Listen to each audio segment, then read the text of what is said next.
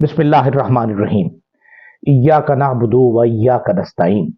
Rabbi इश्रह ली सदरी व यस्सिर ली अमरी वहलुल उक़दतम मिन लिसानी यफ़क़हू क़ौली। सदक़ल्लाहुल अज़ीम। अस्सलाम वालेकुम।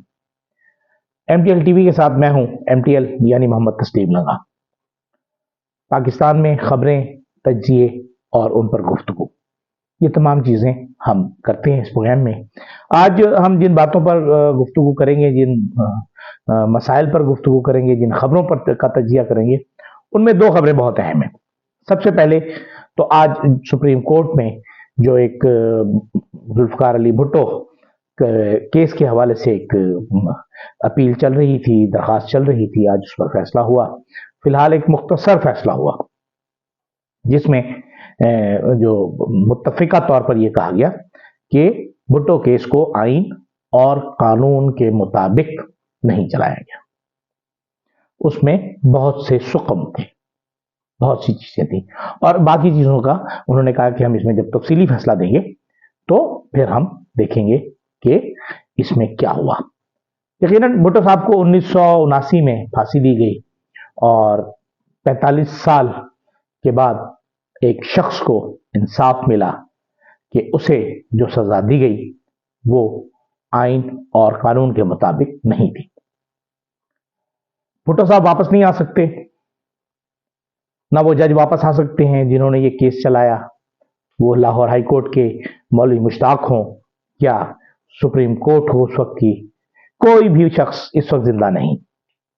तमाम अपने अपने काम मुकम्मल करने के बाद अल्लाह के हुजूर हाजिर हो गए हैं और रब को जवाब दे रहे होंगे। मुनसिफ अपनी जगह, वकील अपनी जगह, और उनसे ये काम करवाने वाले जिन्होंने उन पर प्रेशर डाला होगा, जिन्होंने उन्हें इस काम पर मजबूर किया होगा या जोर दिया होगा, वो भी अपने रब के हुजूर हाजिर हो चुके हैं। एक बेगुनाह का कत्ल अगर हम उसे कहें तो ये एक बेगुनाह का कत्ल था, और एक बेगुनाह का कत्ल पूरी इंसानियत के कत्ल के मुतरादिफ है इस्लाम में। भुट्टो साहब ने यकीनन बहुत से जुल्म किए होंगे, बहुत से मसाइल होंगे, लेकिन जिस केस में उन्हें फांसी की सजा सुनाई गई वो यकीनन अब गलत साबित कर दिया गया है सुप्रीम कोर्ट से। यहां यह सवाल पैदा होता है, क्या हमारी अदलिया जिस पर लगी कालक, जिसके माथे पर लगी कालक, चेहरे पर लगी कालक को आज हमारी अदलिया ने धोने की कोशिश की है, उससे वो कालक क्या धुल जाएगी?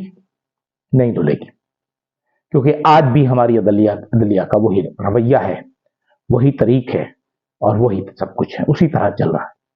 जैसे किसी मदारी के हाथ में डुगडुगी होती है और तमाशा दिखाने वाले जानवर तमाशा दिखाते हैं, इसी तरह हमारे मुल्क में भी नजर आता है कि ये डुगडुगी किसी और के पास है जो तमाशा दिखाने पर सब लोगों को मजबूर कर रहा है, जिसमें सुप्रीम कोर्ट हो, जिसमें हाई कोर्ट हो, जिसमें इलेक्शन कमीशन ऑफ पाकिस्तान हो, जिसमें आरओज हो, जिसमें तमाम इदारे हों।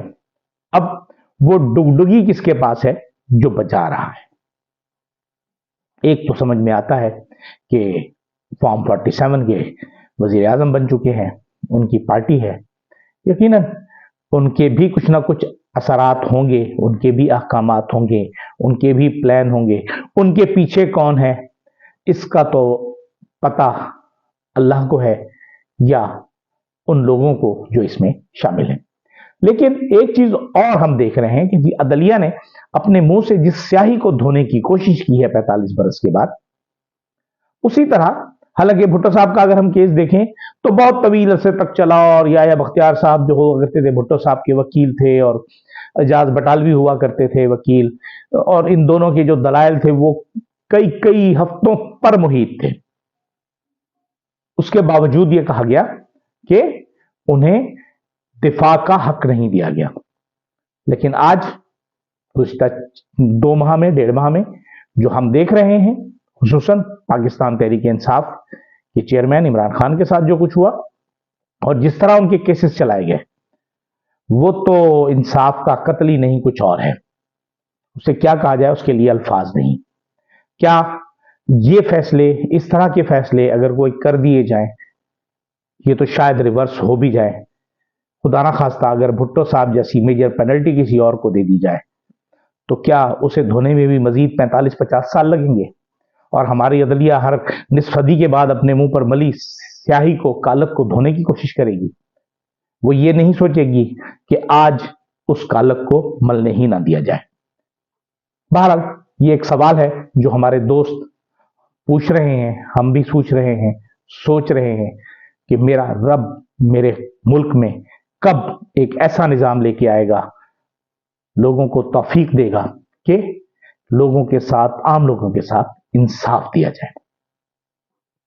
दूसरी तरफ गुज़िश्ता रोज कोर कमांडर्स कॉन्फ्रेंस हुई, जिसमें जो सबसे अहम बात थी उसमें एक नई बात की गई। एक तो सबसे पहले 9 मई के वाकयात की मजम्मत की गई, फिर उसके बाद उन्होंने कहा कि जी इंतखाबात में फौज के किरदार पर उठने वाली उंगलियां और लगने वाले इल्जामात बिल्कुल गलत हैं।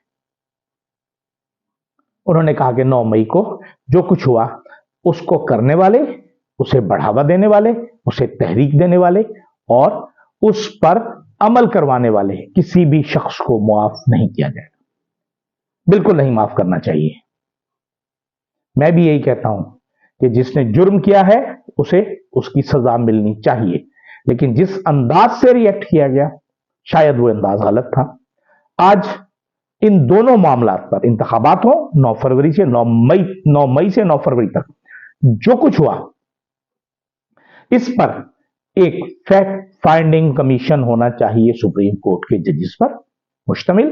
कम से कम 2-3 जजेस होने चाहिए जिन्हें और कोई काम ना किया दिया जाए। केसेस चलते रहेंगे, पिछले 75 साल से चल रहे हैं, उनसे कोई फर्क नहीं पड़ेगा। जजेस को ओवर टाइम दे दिया जाए कि वो 3-3 घंटे एक्स्ट्रा बैठ के काम कर लें, निपटाएं केसेस को।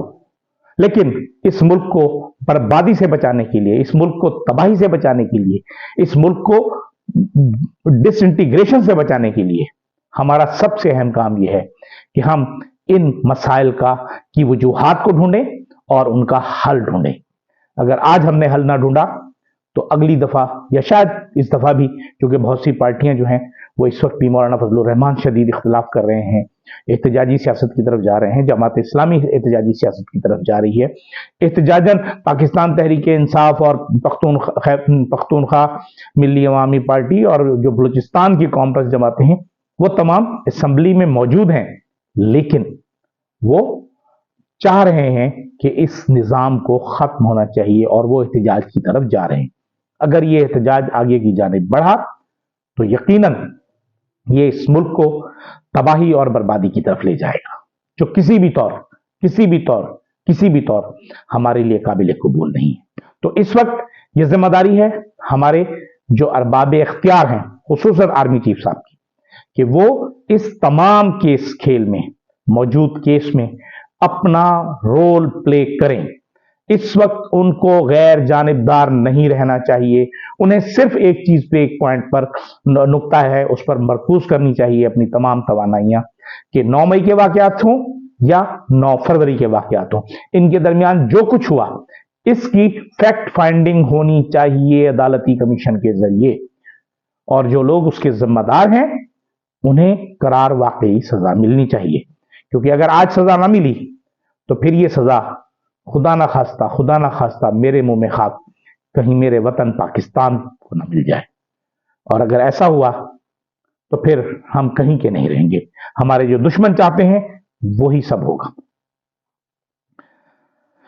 भारत, ये तो एक दिल दहलाने वाली, दिल जलाने वाली बातें हैं, दिल रुलाने वाली बातें हैं। आज पंजाब हुकूमत में 18 मेंबरान की काबीना तश्कील पा गई, हलफ उठा लिया। इसी तरह खैबर पख्तूनख्वा में भी 15 रुकनी काबीना ने हलफ उठाया। इस तरह इन 2 सूबों में हुकूमतें मुकम्मल हुई।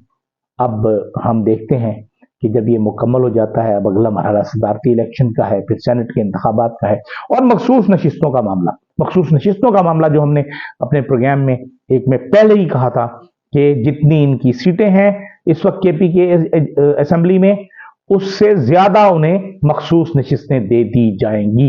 ये रिकॉर्ड हमारा मौजूद है। ہمارے پرانے پروگراموں میں آپ اسے دیکھ سکتے ہیں ہمارے کسی پروگرام میں.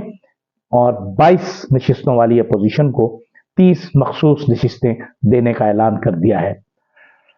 کیا ہے، کیا ہوگا اس ملک میں، ہونا کیا ہے، بہر اللہ ہی خیر کرے. ہم چاہتے ہیں کہ انصاف کا نظام آئے جو قانون اور آئین کے تابع ہو، کیونکہ آئین اور قانون سے مبرہ کوئی نہیں، اس سے برتر کوئی نہیں. اجازت دیجیے، اللہ حافظ.